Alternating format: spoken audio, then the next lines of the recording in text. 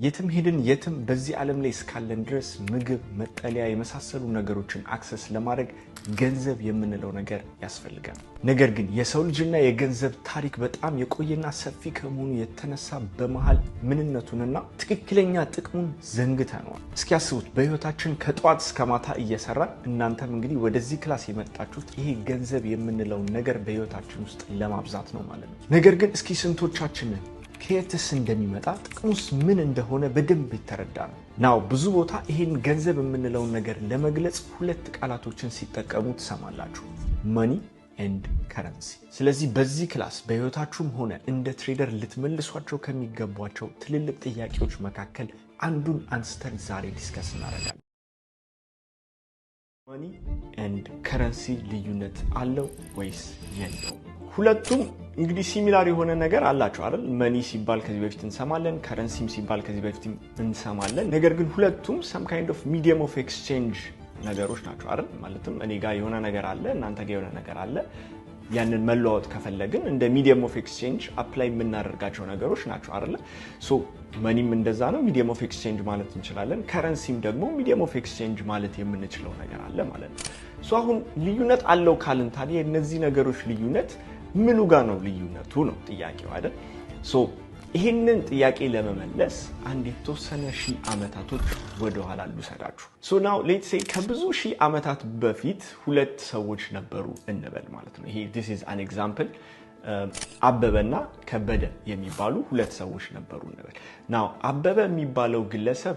ማደን በጣም ጎበዝ ነው። ነገር ግን የሚሰራቸው ጦሮች በቃ ምንም ላይክ የማይወረወሩ ናቸው፣ ላይክ ዱልዱም ናቸው። በቃ በስነ ስርዓት ጥሩ ቱል አይሰራም። ከበደ on the other hand ደግሞ የሚሰራቸው ጦሎች በጣም ሻርፕ ነው፣ ላይት ናቸው፣ ለማደን ይመቻሉ። ነገር ግን ማደን አይችልም፣ በቃ ቶሎ ይደክመዋል፣ ጥንካሬ የለውም የመሳሰሉ ነገሮች ነው። እነዚህ ሁለት ሰዎች ለአደን በሚወጡበት ሰዓት ላይ ለየብቻቸው ስትራግል ያደርጋሉ አይደል? አበበ የሚቸገረው ምንድነው? ጦር ነው። ላይክ ማደን ይችላል፣ ጎበዝ ነው፣ ነገር ግን ወርውሮ አይገለለትም። ከበደው on the other hand ደግሞ ጥሩ ጦር አለው፣ ነገር ግን ለመወርወር አቅሙም ጥንካሬውም የለውም ማለት ነው ራይት። ስለዚህ እነዚህ ሰዎች በተወሰነ ተቸግረዋል። ሶ አሁን በመሃላቸው አንደኛው ይነሳና ኦኬ የሆነ አይዲያ አለኝ። ሶ አበበ ይመጣና ለምሳሌ ከበደ ጋር ለምን አንተ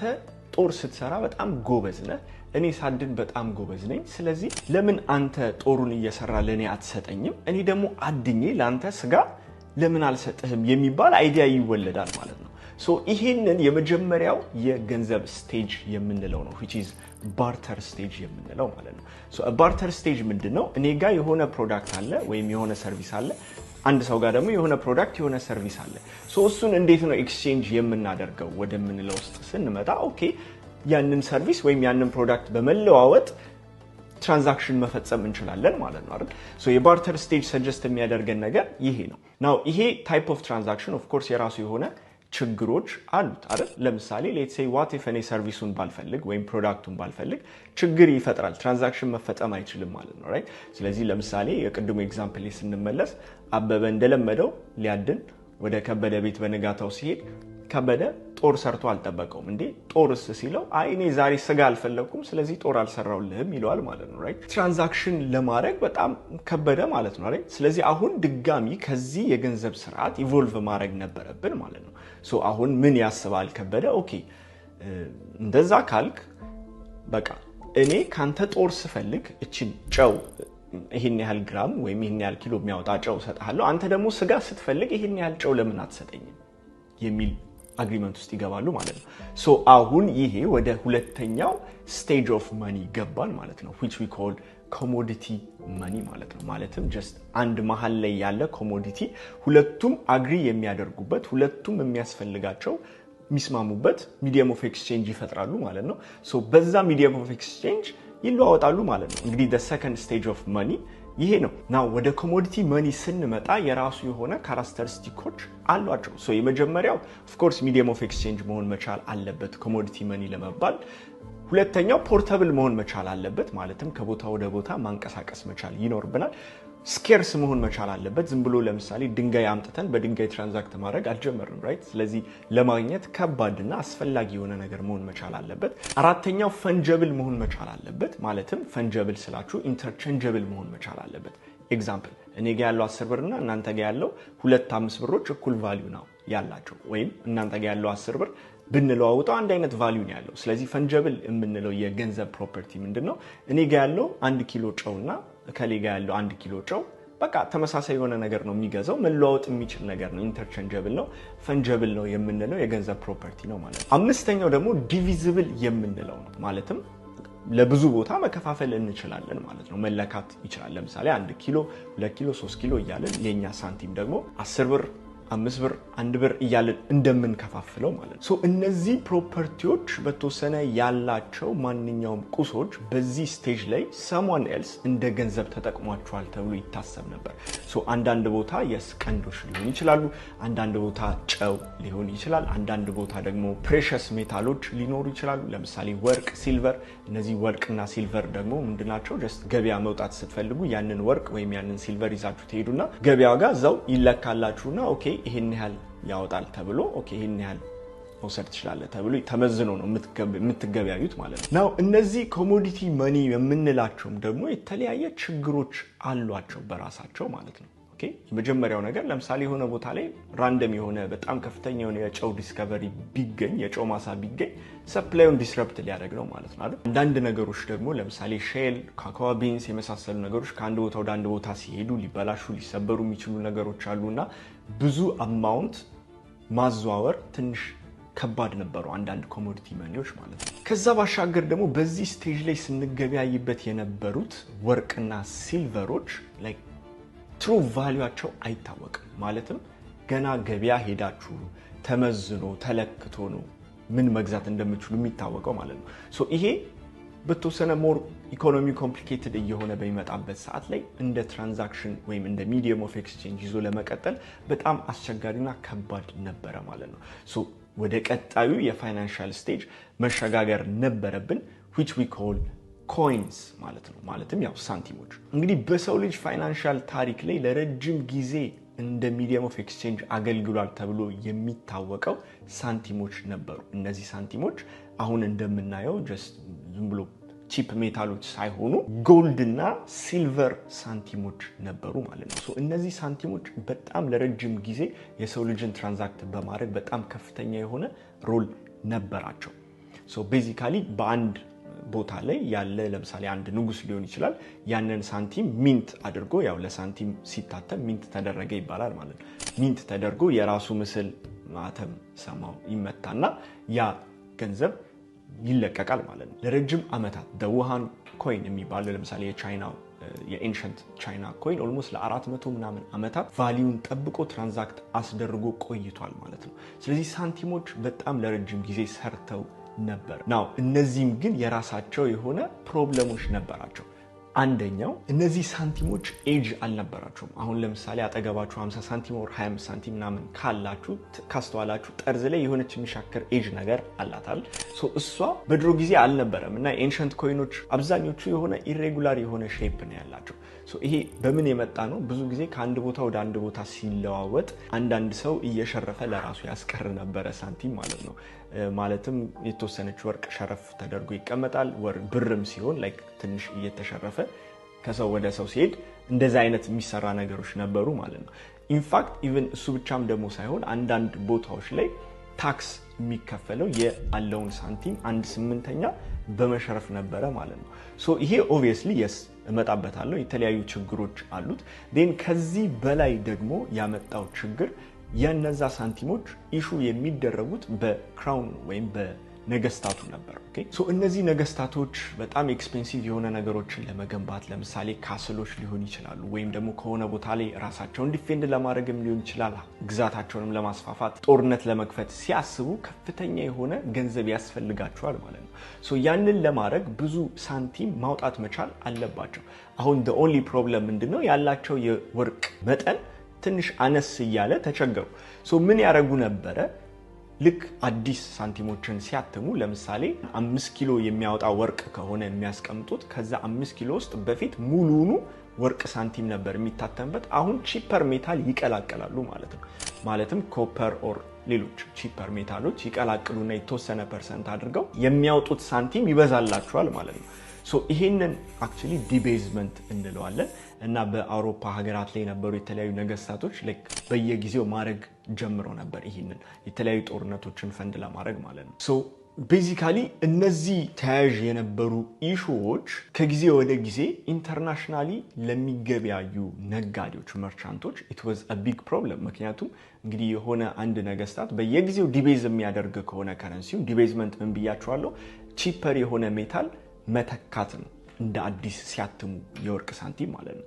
ሶ ይሄ እንዳልኳችሁ ኢሹ ፈጠረ ስለዚህ ለምሳሌ ጣሊያን ያለ ነጋዴ ከሆነ ከእንግሊዝ ጋር ለመገበያየት እና ብዙ ገንዘብ ለመከፋፈል ያው በተወሰነ ትረስት ኢሹ ይኖራል የዛ ሀገር እንግዲህ የወርቅ ሳንቲም ላይ ትንሽ ኮንትሮቨርሻል የሆኑ ነገሮች ይኖራሉ ማለት ነው ሶ አሁን ይሄ ችግርን ለማለፍ ሲሉ የተለያዩ ኢንተርናሽናል መርቻንቶች የራሳቸውን ሶሉሽን መጠንሰስ ይጀምራሉ ማለት ነው ከነዚህ ውስጥ መካከል አንደኛው ደሜዲቺ የሚባሉ የመርቻንት ፋሚሊ ነበር ሶ እነዚህ በጣሊያን ውስጥ የነበሩ በጣም ትልቅ የመርቻንት ፋሚሊ ነበር ደሜዲቺ የሚባል ማለት ነው ሶ ምንድነው እነዚህ ያደርጉ የነበሩት ኦኬ በድሮ ስርዓታቸው አንድ ሰው ከእንግሊዝ ጣሊያን ፈረንሳይ ያሉ ሰዎች ለመገበያየት ለምሳሌ 100,000 የወርቅ ሳንቲም የሚፈለግበት ግብይት ከሆነ ከአንድ ቦታ ወደ ዛ ድረስ 100,000 የወርቅ ሳንቲም ሄዶ ድጋሚ ወደዛ የወርቅ 100,000 ሳንቲም ሄዶ ብዙ ጣጣ ይፈጥራል ሶ ለዚህ ሾርትከት ያበጃሉ ማለት ነው ሶ ይሄ ሾርትከታቸው ምንድነው ዴት የሚባለውን ሲስተም ይፈጥራሉ ሶ ምንድነው ይሄ ሲስተም የአንድ ሰው ብድር ቫልዩ አለው ብለው ነው የሚነሱት ማለት ነው ሶ ይሄ ምን ማለት ነው አዲሱን እንግዲህ አሁን ላይ የምናቀውን የዴት ቤዝድ ሲስተምን እንግዲህ ከዛ ጀምሮ የተወለደች ነገር ናት ማለት ነው ሶ እንዴ ነበር የሚሰራው ለምሳሌ እኔ ጣሊያን አለው እንበል ዴን ሚኪ የሚባል ኢንግላንድ ውስጥ ያለ ነጋዴ አለ ኦር አበበ ደግሞ የሚባል ደግሞ ፈረንሳይ ውስጥ አለ እንበል እኔ ለምሳሌ ከኢንግላንድ 100,000 የወርቅ ሳንቲም የሚያወጣ ኮተን ማስመጣት ፈለኩኝ እንበል ዴን ኢን ዘ ሚን ታይም ደግሞ ሚኪ ከፈረንሳይ ደግሞ 100,000 የወርቅ ሳንቲም የሚያወጣ ወይን ማምጣት ፈልጎ ነበር እንበል ሶ አሁን ኖርማሊ የምናረጋው የኔን 100,000 ወደሱ አስተላልፈን ወርቅ ሳንቲሙ ድጋሚ ወደ ጣሊያን ተልኮ ከሚሆን ለምን ጀስት እኔ 100,000 ወርቅ ሳንቲም እንዳለብኝ ፈርሜ እና መክፈሌን የሚያረጋግጥ ፕሮሚስ ፈርሜ ያንቺን ወረቀት ለሚኪ ብሰጠው ነገሮችን ያቀለ ነበር ማለት ነው ራይት ሶ እቺ ወረቀት IOU ትባላለች IOU ማለት the letter IOU just አለብኝ እንደማለት ነው it's just a promise to pay ይሄንን ከጻፍኩና በወረቀት ፈርሜለት ለሚኪ ሰጠዋለሁ then ከሚኪ እቃዬን ወስዳለሁ ማለት ነው then in the meantime ደግሞ ሚኪ ከፈረንሳይ ማስመጣት የፈለገው ነገር ካለ ያንቺን ወረቀት የኔን ብድር ወደ ማን ያስተላልፋል ወደ አበበ ለሚባለው ፈረንሳይ ላለው ነጋዴ ያስተላልፍና እቃውን ይገዛዋል ማለት ነው now ይሄ ሲስተም በደንብ እየሰራ ነበር as long as መሃል ላይ ያለ ሚድልማኑ እስከታመነ ድረስ ይሄ ሲስተም ይሰራ ነበር so basically በዛ ጊዜ ውስጥ እነዚህ ሚድልማኖቹ ደሜዲቺ የሚባለው እንግዲህ ፋሚሊ ነበር ማለት ነው የተለያዩ ኢንተርናሽናል መርቻንቶች እችን አዲሷ ታይፕ ኦፍ የገንዘብ የወረቀት ገንዘብ ብድር ትራንዛክት መደራረግ ይጀምራል ማለት ነው then በ6 ወር አንዴ ሊሆን ይችላል or በ3 ወር አንዴ ሊሆን ይችላል ወደ ሚድልማን ቤቱ ወይም ዌራውስ ይሰበሰቡና ያንን ብድር ሴትል ያደርጉት ነበር ማለት ነው so አዲስ የገንዘብ አይነት ተወለደ ማለት ነው right so actual physical gold እና silver ኮይኖችን ትራንዛክት ከማድረግ ውጪ እነሱን ሪፕሬዘንት የሚያደርግ ብድር ያዘ just promise to pay ያንን ወረቀት ትራንዛክት ማድረግ ጀመርን ማለት ነው so ይሄ የመጀመሪያው ፓርት ነው now ይሄ ሁሉ ውስጥ ምን አስገባን አረ ስለ ትሬዲንግ ለማወቅ ነው የገባነው እዚህ ውስጥ ዲቴል ውስጥ ለምን ማስገባን የምትሉ ሰዎች ካላችሁ በደንብ ያያያስኩላችሁ እመጣለሁ everything በጣም well connected ነው ማለት ነው just patiently ተከታተሉ so ሁለተኛው ፓርት ደግሞ ምንድነው በዛ ጊዜ እንግዲህ ያው በጣም ብዙ ሰዎች በጣም ትልልቅ የወርቅ ክምችት ያላቸው ሰዎች ያው ቤታቸው ላይ ያስቀምጡ ይችላሉ ማለት ነው so አሁን ላይ ባንክ ብር እንደምናስቀምጠው በዛ ጊዜ ደግሞ ወርቅ የሚጠብቁ ወርቅ የሚያስቀምጡ ሰዎች ነበሩ we call them gold smiths ማለት ነው so እነዚህ ሰዎች የሚያደርጉት ነገር ምንድነው በቃ ትልቅ ካዝናና ሰዎች ጋርሎች ምናምን ቀጥረው በቃ ሰዎችን ወይም ኮሚኒቲ ውስጥ ያለውን ወርቅ እነሱ ጋር ይቀመጣል now እነዚህ ሰዎች from time to time ምን ሪያላይዝ ያደርጋሉ ኦኬ እኔ ጋር የተከማቸው ወርቅ እኮ ዝም ብሎ አቧራ እየጠጣ ነው ሰዎቹ አይፈልጉትም አሁን ይሄንን ወርቅ ስለዚህ ለምን መልሼ ኮሚኒቲ ውስጥ እያበደርኩት አራጣ ለምን ቻርጅ አላደርጋቸው ማለትም ያው ኢንትረስት ቻርጅ ለምን አላደርጋቸው which we call is basically አራጣ ማለት ነው right so ለምን ቻርጅ አላደርጋቸው ወደሚል ሞዴል ውስጥ ይገባሉ now imagine በጣም ያበደ ቢዝነስ ሞዴል የናንተ ገንዘብ ያልሆነውን ገንዘብ አውጥታችሁ አበድራችሁ እዛ ላይ ኢንትረስት ቻርጅ አድርጋችሁ ማትረፍ it's በጣም የሚገርም ቢዝነስ ሞዴል አይደል ወይ ከዚህ የተሻለ ቢዝነስ ሞዴል ደግሞ አሳያችኋለሁ so basically እንደዛ ያደርጉ እነዚህ ሰዎች በጣም ፓወርፉል እየሆኑ ይመጣሉ then ኮሚኒቲ ውስጥ በጣም እየታመኑ ሞር ፓወርፉል እየሆኑ ሞር አትራፊ ሲሆኑ ሞር ሀብታም ሲሆኑ ሞር ሰዎች ይቀጥራሉ so ሉፑ በዚህ መልኩ ይቀጥላል ማለት ነው so ሞር ታማኝነት ያገኛሉ ሰው ሞር እነሱ ጋር ዲፖዚት ያደርጋል በዚህ ስቴጅ ላይ ኦሬዲ ይሄ የዴት ቤዝድ ከረንሲው ተለምዷል ማለትም አንድ ሰው አለብኝ ብሎ ፈርሞ የሚሰጠው ወረቀት ከሚታመን ሶርስ ከሆነ ማንንም ሰው ያንን መጠቀም ችሏል ኦኬ ተለምዶ ነበር ማለት ነው so እነዚህ ጎልድ ስሚዞች በጣም የታወቀ ጎልድ ስሚዝ ከሆነ ወረቀቱን ላይ ብቻ ሰጥቶ ማበደር ይችል ነበር ማለት ነው ማለትም ኦኬ እነዚህ ሰዎች እኮ ምሰጣቸውን ወርቅ actually like ለነሱ ስራ ነው ያንን ሁሉ ወርቅ በፊዚካል ወርቅ ማበደር ስለዚህ ለምን እኔን እስካመኑኝ ድረስ just ወረቀት ላይ ለምን ጽፌ አላበድራቸውም ወደሚለው ይመጣል then obviously ደግሞ እንዳልኳቸው already በጣም ትልልቅ ሀብታሞች ስለሆኑ ይታመኑ ነበር reputable የሆነ ሶርስ ስለነበሩ ማለት ነው so okay ስትበደሩ ስትሄዱ 100,000 ወርቅ ሳንቲም እኔ ጋር አለህ ብሎ በወረቀት ያበድሯል then ኮሚኒቲ ውስጥ ያቺ ወረቀት ትራንዛክት ተደረገ ነበር ማለት ነው then still mind you እቺ ወረቀት ወርቅን ነው ሪፕሬዘንት የምታደርገው ማንንም ሰው ያ ወረቀት ያለው መጥቶ ማወራረድ ይችላል ወርቁን መውሰድ ይችል ነበር ማለት ነው now from time to time እነዚህ የወርቅ ስሚዞች ነገሩን ሲያዩት ኦኬ ሰው ኮኔን በደንብ ያመነኝ ነው አሁን ላይ so ያለኝ ለምሳሌ 500,000 ወርቅ ሳንቲም የሚሆን ነው ነገር ግን 2 ሚሊዮን አርጌ ብጽፍ ማን ያውቃል ቆይ ሲጀምር ስለዚህ እኔን እስካመኑኝ ድረስ ወረቀቱን ያምኑታል ወደሚል ይገባሉ ማለት ስለዚህ ካላቸው የወርቅ ሳንቲም በላይ just ወረቀቱ ላይ እየጻፉ ማበደር ይጀምሩ ነበር now imagine አዲስ የቢዝነስ ሞዴል ያላችሁን ገንዘብ ማበደር ይቅርና የሌላችሁን ገንዘብ አበድራችሁ እዛ ላይ ኢንትረስት ቻርጅ ማድረግ ደግሞ